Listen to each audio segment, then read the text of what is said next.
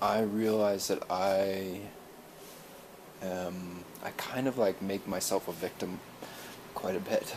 You know what I mean? Like that's, I think in every situation when there's more than one factor, you know, then there's the reasons for that thing happening in that situation are a combination or a combination of the factors are to blame for the result of that thing, and to think that it's only one factor is just disingenuous. I think in like I don't think I could find a situation where it's like there's multiple things impacting a decision or impacting a situation, and it's only one of those things that made it kind of not go the way that somebody wanted it to. And so I need to think about that in my own life too. And so for me to go into situations and to think that to skew it towards me being a victim more than me taking responsibility for my impact on that situation, it's disingenuous for me. So that's just one thing I've kind of noticed and been I don't know, I think people, like, when they become aware of things like that, they just like automatically go towards it, or I do, like, unless they're actively fighting against it. That's the reason why people don't change. People change naturally. People always go through evolutions and, perspective, like looking at things differently or feeling differently about certain things. People will always change, but the thing that makes people stop changing is the resistance to change that comes up because people's sense of self is almost threatened by change, because they feel like if things change they'll lose the way that things are right now. And that's just insecurity, honestly. That's just kind of lack of experience in growth. You know what I mean? I don't know how else, that's it, and in some cases, like, it's good not to be constantly changing, but I think that that's not really a true, like, for people who want to just live their life hoarding as much money as they can and just collecting as much money as they can or something like that, that's kind of the mentality where it's like, oh no, I just need to keep getting more money, and then and I think what that is people think like, oh, if they have enough money then they'll be free to change, and then they won't care, they won't feel that insecurity about changing, and then they'll be free to grow and change, and that's just kind of backwards thinking, and given the caveat, I'm obviously not a 60-year-old man who's made many millions of dollars, so I can't exactly put myself in that situation. So I'm talking kind of vaguely here, and just kind of a little bit at the end there, just taking some liberties on my assumptions. But to be honest, the Republicans have done such a good job at blaming the Democrats for the current economic situation with their base. Like, their base thinks that if the U.S. would have been Republican this whole time, that they'd be living in utter prosperity right now. Kind of, that's the framing that the right is giving, and obviously that's not true.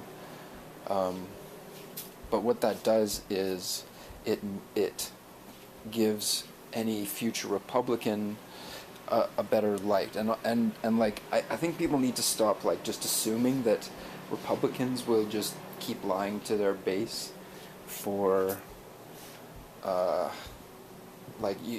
to just say that, oh well, they're just going to do that and we need to just do our own thing. No, you need to address that. You need to, like, the Democratic Party, like, the problem with the Democratic Party, in my opinion, is that it only speaks for itself. It only speaks for, like, they've cordoned themselves off into a corner, and it's like, we're the Democrats, and if we just come up with great ideas, then people will come to us. Which should be the case, but it's not the case. Like, which should be the case in a perfect world if you don't have lunatics on the other side lying about everything. And what the other side is doing is the opposite. The other side is just taking everything the Democrats are doing and trying to turn it back against them to make themselves look good obviously in a lying kind of way. And that's why the Democrats are losing, because the Democrats aren't engaging the Republicans. They aren't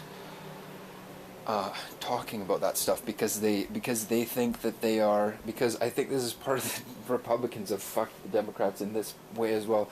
The Republicans have kind of made the left the polite party. Like, the Republicans are oh yeah, we'll just say what we want and we'll accept the consequences of that.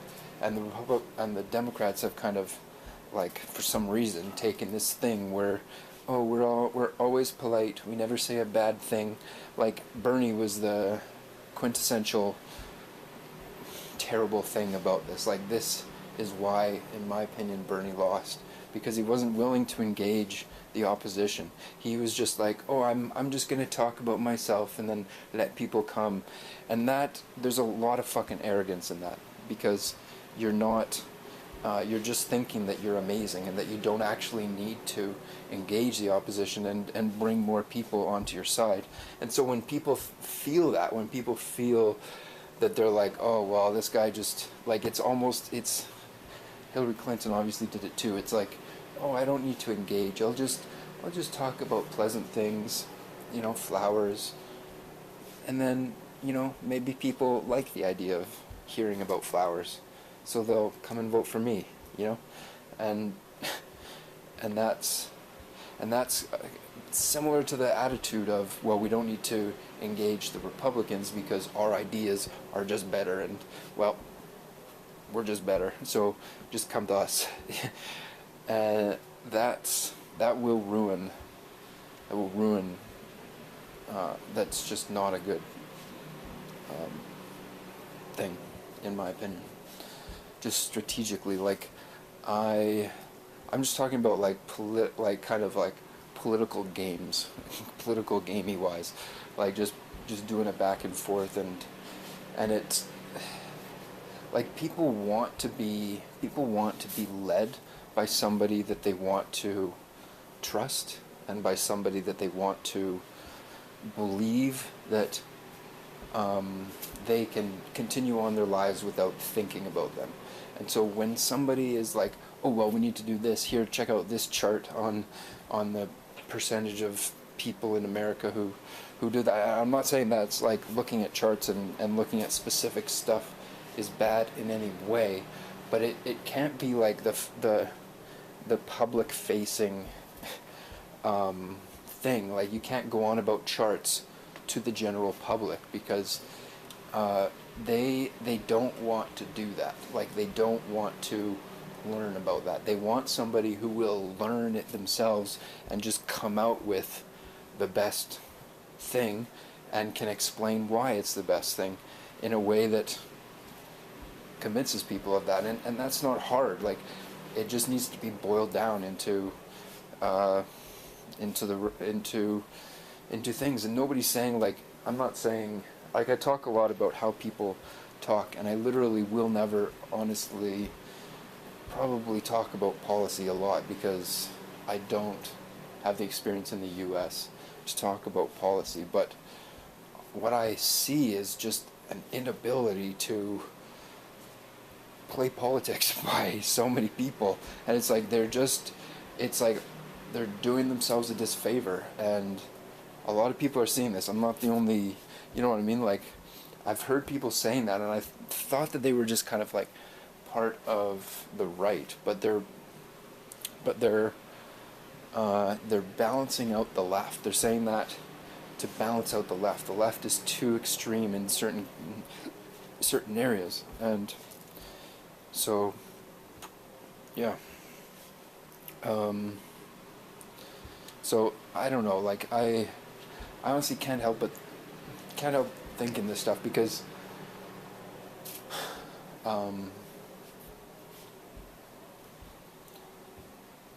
once you get into politics enough, everything, in my opinion, becomes kind of a statistic. And so, when certain policies are pushed, that statistically affects large numbers of people. And so that's how I look at it. It's not like I feel bad for people on a personal level, although like I definitely do, but I just don't. That's not the first thought that comes into my mind on like an individual personal level. I see like how a policy will affect people in the greater scheme of things, and that is a very effective, because it's hard to you can't argue against that. It's like, oh well, now we have X number of people on healthcare and we have this many people being taken care of, and if we make these changes, to put it very simply, this many people will go off healthcare, and then what that will mean is that this many people will die of cancer, this many people will die of this, will die of that, and what does that mean? And so I think what the only thing the Democrats are missing is, and this was a kind of a hard thing when I started learning sales, is to, you think that like, because I have in my mind what that means to me. Like if I say, 15 million Americans, will go off healthcare, and so for me that means, or if I know a lot about the situation, which I'm not saying I do, but if I were saying that and I knew a lot about the situation, then I would be, I would say 15 million people are going to go off healthcare, and I would just assume that people knew what I meant by that, instead of explaining the whole thing without getting too in depth. So all it is you just have to ask yourself and answer why. Like, why is that bad for you? Why? And so how that translates into sales is like, oh, like, hey, check this out. This is a great thing. Period. Like, that doesn't mean anything. But if you say, oh, hey, check this out. This is a great thing. It has this, compared to other models, it has this. And for you, with whatever you're doing, it has this. And then it's like, oh, sold. Because you're explaining how that affects that person. You need to make it about them, not about what you think is the correct thing. You need to make it why it's bad for them, because then it resonates. Because then you're directing it at their perspective, and then they are much more inclined to being connected to it, because you are including them in the conversation, if you know what I mean. So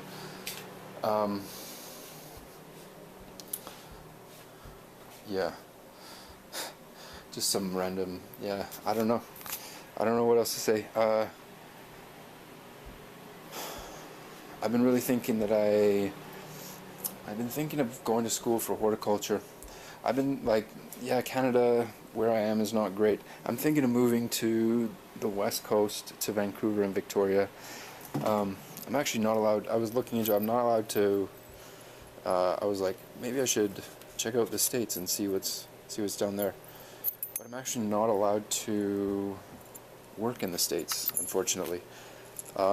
My set of circumstances I was charged with a few things about 12 years ago, and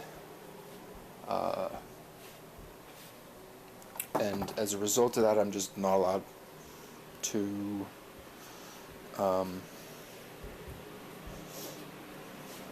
work in the States, and so I'm literally not even allowed to go there. Like, I'll be denied at the border if I want to go to Montana or something. They literally won't let me in.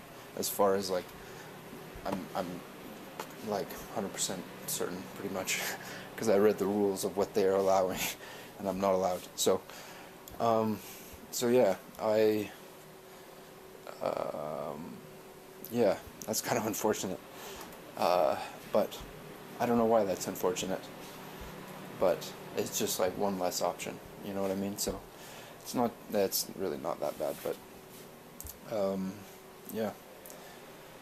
Anyway, yeah, well, yeah, I want to go to school. I want to go to school for horticulture. I'm signed up for it, and I need to do some upgrading, and it probably won't be until next year that I actually, oh, I'm tripping over shit.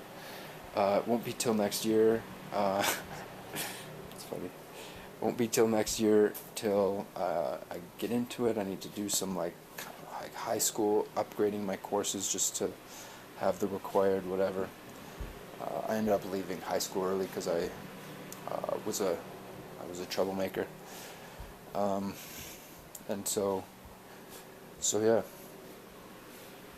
that's just kind of a bit of an update. So yeah, I haven't made a video. I thought I should, but yeah, thanks for watching, guys. Talk to you later.